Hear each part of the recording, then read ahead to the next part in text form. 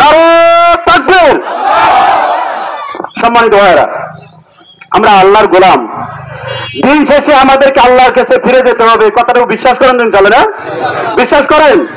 কুল্লু নাফসিন যায়িকাতুল মাউত, মৃত্যুর স্বাদ সকলেরই অংশগ্রহণ করতে হবে। এই হাত থেকে কারো বাঁচার সুযোগ। তাহলে দিন শেষে আল্লাহর কাছে যেতে হবে। তাহলে আমরা যতদিন আছি ততদিন পর্যন্ত আমরা আল্লাহর গোলামি করতে চাই। কথা বলেন ঠিক কিনা? আমরা কার গোলামি করব? আল্লাহর গোলামি করব। আল্লাহ রাব্বুল আলামিন বলেছেন, ইয়া আইয়ুহান নাসু উবুদু রাব্বাকুমুল্লাযী খলাকাকুম মিন ক্বাবলিকুম লাআল্লাকুম তাত্তাকুন। আল্লাহ বলেছেন, হে মানব জাতি, তোমরা সেই রবের গোলামি করো যিনি তোমাদের আইনদাতা, বিধানদাতা, রিজিকদাতা, কল্যাণদাতা এবং সার্বভৌমত্বের মালিক যিনি, সেই রবের তোমরা দাসত্ব এবং গোলামি করো, এবং সেই রবের দাসত্ব গোলামি করো যিনি তোমাদেরও পূর্বের সৃষ্টিকর্তা। কথা বলেন ঠিক কিনা? যদি সেই রবের দাসত্ব এবং গোলামি তুমি করতে পারো, আশা করা যায় তুমি মুক্তির সনদ পাবা। কিসের সনদ? মুক্তির সনদ পাবা। আমরা কি মুক্তির সনদ পেতে চাই? কথা বলেন, আমরা কি মুক্তির সনদ পেতে চাই? আমরা যদি মুক্তির সনদ পেতে চাই, তাহলে কুল্লু নাফসিন যায়িকাতুল মাউত এই আয়াতের সাথে আমাদেরকে সম্পর্ক রেখে আল্লাহর সাথে আমাদের সম্পর্ক গড়বে। দিন শেষে অবশ্যই আমাকে সকল বাতিল শক্তির মোকাবেলায় আমাকে অতিক্রম করার মাধ্যমে আল্লাহর দাসত্ব গোলামি করবে। সকলে রাজি তো ইনশাআল্লাহ? সকলে রাজি? সম্মানিত ভাইরা, আমরা কি আমরা আসলে মূলত আল্লাহর দাসত্ব গোলামি করতে পেরেছি? আমি সংক্ষিপ্ত আকারে কথা বলবো। আমার ভাই বলেছে সৎ কাজের আদেশ, অসৎ কাজের নিষেধ। সৎ কাজের আদেশটা আমাদের বলতে ভাই বলছে খুবই সহজ, অসৎ কাজের নিষেধটা আমাদের কোনো সহজ নয়। আচ্ছা আপনাদের বলি, সৎ কাজের আদেশ, আদেশ শব্দটা কি সহজ? আবার বলেন, আদেশ শব্দটি কি সহজ? আদেশ শব্দটি কিন্তু সহজ না। যেটা আদেশ করছে আল্লাহ বলছে, আদেশ করছে না? আদেশ করছে আল্লাহ রাব্বুল আলামিন, আদেশ করছে ইন্নাল্লাহা ইয়া'মুরুকুম আন তু'আদ্দুল আমানাত।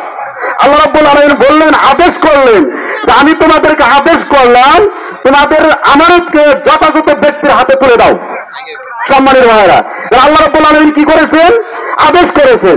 এই সৎ কাজের আদেশ যদি আমরা করতে যাই, যে কালকে থেকে কি ভাই 5 ওয়াক্ত নামাজ পড়া আমাদের জন্য ফরজ, এই আদেশ যদি আমরা করি, তাহলে কি আমরা কি সমাজে বসবাস করতে পারবো? পারবো? আদেশ করতে বলছে কে? বলছে আদেশ করতে বলছে আল্লাহ বলছে। সম্মানিত ভাইরা, তার মানে আদেশের কাজটা আমার আপনার দায়িত্ব না। আমার আপনার দায়িত্ব হচ্ছে আমি আপনাকে বোঝাইতে পারি, নামাজ ভাই একটু পড়েন, রোজা একটু রাখেন, এটা আমরা বোঝাইতে পারি। কিন্তু আমার আপনার দায়িত্ব হচ্ছে এই আদেশটা বাস্তবায়ন করার জন্য যে প্রক্রিয়া আমাদের চলা দরকার, সেই প্রক্রিয়াটাকে বাস্তবায়ন করার জন্য আমাকে আপনাকে জীবন দিতে হলেও দিতে হবে, অর্থ দিতে হলেও দিতে হবে। কথা বলেন ঠিক কিনা? ঠিক তো ইনশাআল্লাহ? সম্মানিত ভাইরা, তাহলে সেই আদেশটুকু আমরা বাস্তবায়ন করার জন্য বাংলাদেশ জামাত ইসলামী অক্লান্ত পরিশ্রম করে যাচ্ছে। সম্মানিত ভাইরা, তাহলে আল্লাহ বলছেন যে তোমাদের আমানতকে যথাযথ ব্যক্তির হাতে তুলে দাও। সম্মানিত ভাইরা, এই আমাদের আমানত সবচেয়ে বড় আমানত হচ্ছে নেতৃত্বের জায়গাটাকে পরিবর্তন করা। কথা বলেন ঠিক কিনা?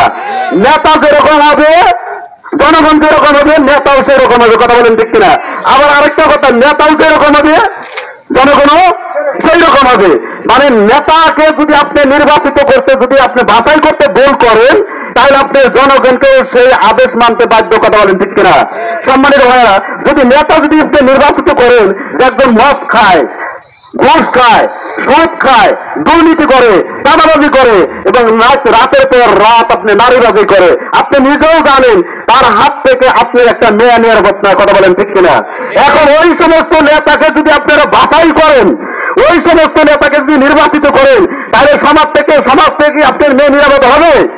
আপনার স্ত্রী কি নিরাপদ হবে? এই সমাজের ধন সম্পদ কি নিরাপদ হবে? তার মাঝে মূলত হচ্ছে যদি আমি যথাযথ আমানতটা যদি আমি ভুল করি, তাহলে অবশ্যই আমরা এই ভুলের খেসারত দিতে পারবো না। কথা বলেন ঠিক কিনা? তাহলে আমাদের মূলত কার্যক্রম থাকবে নেতা নির্বাচন করা। নেতা যদি ভালো হয়, ওই নেতা কি করবে? সমাজকে পরিবর্তন করবে। কথা বলেন ঠিক কিনা?